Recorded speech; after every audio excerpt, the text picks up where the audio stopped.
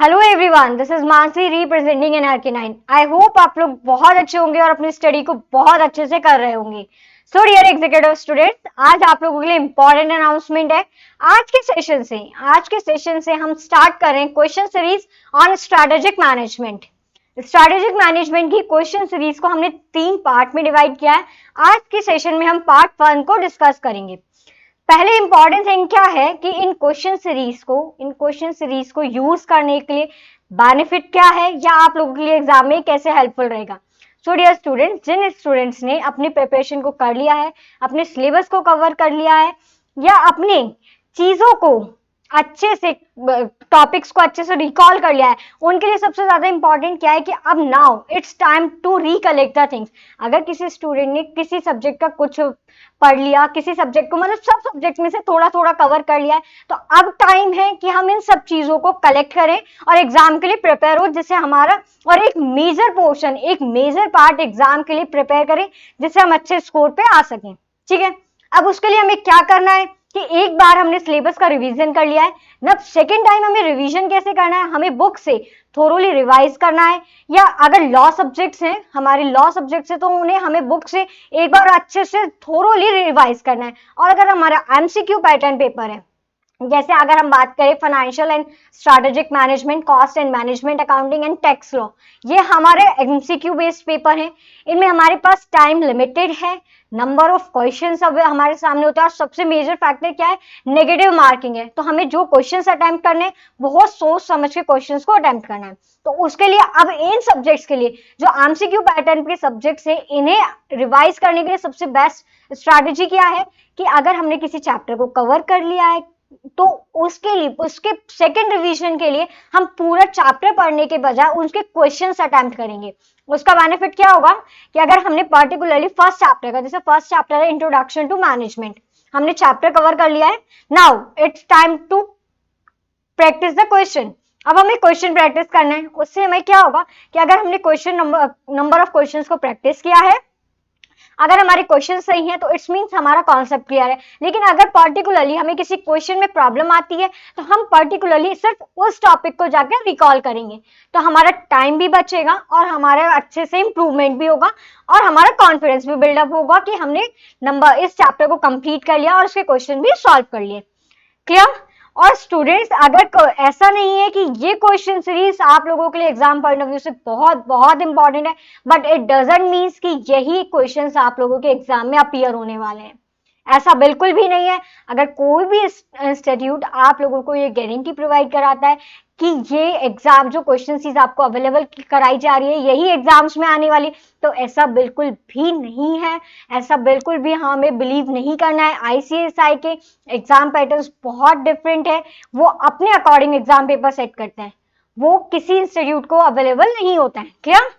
ये question series आप लोगों के लिए इंपॉर्टेंट है, क्योंकि इन्हें as per the ICSI standards prepare किया जाता है और प्रीवियस ईयर के क्वेश्चन एक्सपीरियंस के अकॉर्डिंग इन क्वेश्चंस को सेट किया जाता है।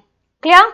अब नेक्स्ट पॉइंट क्या राइज होता है कि इन्हें पीडीएफ को, हमें ये पीडीएफ अवेलेबल कैसे होंगे, तो स्क्रीन पे जो नंबर आप लोगों को शो हो रहे हैं, send your PDF request to the official number of NRK9 और ईमेल आईडी। आप लोगों को पीडीएफ अवेलेबल हो जाएंगे। और अगर फिर भी आप लोगों को किसी टॉपिक से रिलेटेड, किसी क्वेश्चन से रिलेटेड भी कोई क्वेरी होती है, तो आप अपनी क्वेरी भी या क्वेश्चन प्रॉब्लम भी अपने इस नंबर पर सेंड कर सकते हैं। नाउ अब हमने पार्ट 1 सीरीज में स्ट्रेटेजिक मैनेजमेंट की पास्ट फर्स्ट में हमने 2 चैप्टर्स को कवर किया, इंट्रोडक्शन टू मैनेजमेंट और introduction to strategic management. Question series हमने किस पैटर्न पे प्रिपेयर की है कि हमने पहले इंट्रोडक्शन टू मैनेजमेंट चैप्टर के मेजरली सारे जो भी हमारे टॉपिक्स हैं उस चैप्टर के अकॉर्डिंग हमने उन सबको उनके अकॉर्डिंग क्वेश्चंस को सेट किया है और उनकी आंसर की सब क्वेश्चंस के बाद नीचे आप लोगों के लिए अलग से नेक्स्ट पेज पे मेंशन की गई है। इसका भी एक बेनिफिट होता है। देखो, अगर हमारे पास एमसीक्यू क्वेश्चंस हैं और अगर उसका आंसर हमें उसी के साथ अवेलेबल है, तो ना चाहते हुए भी कई बार अगर हम क्वेश्चन पे अटके हुए हैं, तो ना चाहते हुए भी हमारी कई बार डायरेक्टली क्वेश्चन आंसर पे हमारी नजर जाती है, हम डायरेक्टली आंसर को असेस करते हैं और फिर हम देखते हैं कि हाँ यही आंसर होना था। ठीक है, वो हमारे ब्रेन को बहुत ज्यादा एफर्ट करने से रोकता है। आंसर सीरीज आप लोगों के सब क्वेश्चंस के बाद रखने का एक मेजर पॉइंट यही है कि हम सबसे पहले अपने क्वेश्चन को बहुत अच्छे से फोकस होके देख सकें, उस पर पूरे ब्रेन के एफर्ट्स लगा सके कि इस क्वेश्चन का आंसर क्या होना चाहिए। लेकिन अगर फिर भी हमको आंसर मिलता है तो दैट्स अ गुड थिंग। अगर नहीं आता है तो हमें उस टॉपिक को रिकॉल करने की भी रिक्वायरमेंट है और आंसर की तो हमारे लिए अवेलेबल है ही। क्लियर? तो इस सीरीज में हमने दो चैप्टर्स को कवर किया, introduction to management and introduction to strategic management. एक बार हम सीरीज को देख लेते हैं कि इस पे आप लोगों के लिए कैसे क्वेश्चंस पुट अप किए गए हैं या कैसे एग्जाम पैटर्न के अकॉर्डिंग आप लोगों के लिए क्वेश्चन रखे गए हैं। देखिए, ये क्वेश्चंस अवेलेबल हैं फर्स्ट चैप्टर से, देन उसके आंसर सीरीज आप लोगों के लिए इसी में अवेलेबल है।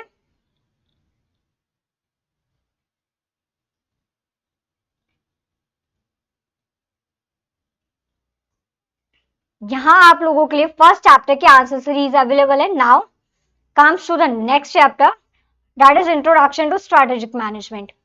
इसी तरह इस चैप्टर के भी हमने नंबर ऑफ क्वेश्चंस को आपको रखा है, जिससे पूरा जो चैप्टर है वो कवर हुआ है, जिससे आप लोगों के मेजरली सारे टॉपिक भी रिकॉल हो जाएंगे और क्वेश्चन प्रैक्टिस भी हो जाएगी। सेम पैटर्न पे इसके आंसर की भी आफ्टर ऑल क्वेश्चंस आप लोगों के लिए मेंशन की गई है, जिससे आप लोगों को बहुत ज्यादा मैक्स टू मैक्स आप इससे बेनिफिट अराइज कर सके।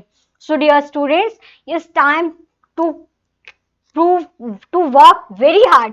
ये हमारे लिए बहुत ज्यादा एफर्ट्स का टाइम है, हमें हमारा टाइम बिल्कुल भी वेस्ट नहीं करना है। और जैसे मैंने पहले कहा कि ये क्या टाइम है कि हम सब चीजों को कलेक्ट करें। अगर पर्टिकुलरली किसी स्टूडेंट ने सब सब्जेक्ट्स में से थोड़ा थोड़ा अपने आप को स्टडी करके प्रिपेयर कर रखा है, तो now it's time to complete the things.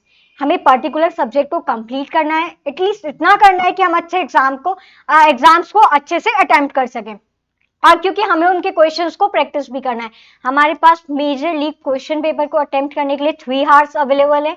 Limited time है, उसे हमें बहुत ज्यादा उसको अपने आप को अच्छे से रिप्रेजेंट भी करना है और क्वेश्चंस को भी अटेम्प्ट करना है।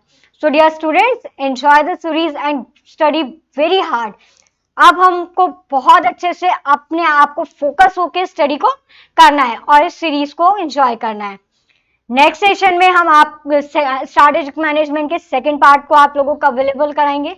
So dear students, subscribe the channel and press the bell icon to get each and every update related to your exams. And one more important announcement, ICSI ने आप लोगों के लिए एडमिट कार्ड इशू कर दिया है, आप उसे टाइमली अपने एडमिट कार्ड को डाउनलोड कीजिए। So dear students, enjoy the series and get ready for the next part. Thank you everyone.